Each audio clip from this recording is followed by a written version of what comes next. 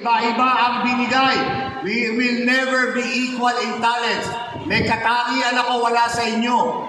Pero meron kayong katangian, wala sa akin. We are not equal in talents, but we are equal in the opportunity to use whatever talent we have.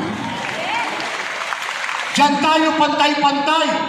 Kaya ko lang magpulot ng basura sa luneta, kalugod-lugod ka kay Yahweh El Shaddai. Taga-ayos ka ng silya, yun lang ang kaya ko, Mother. Wala akong natapos, mag-aayos ako ng silya, kalugod-lugod kayo kay Yahweh El Shaddai.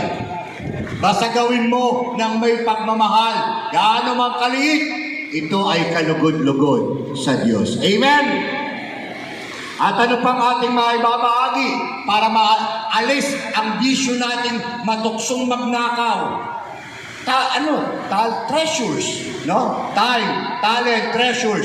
Kayamanan ninyo. Kung ano man yung maliit na meron kayo.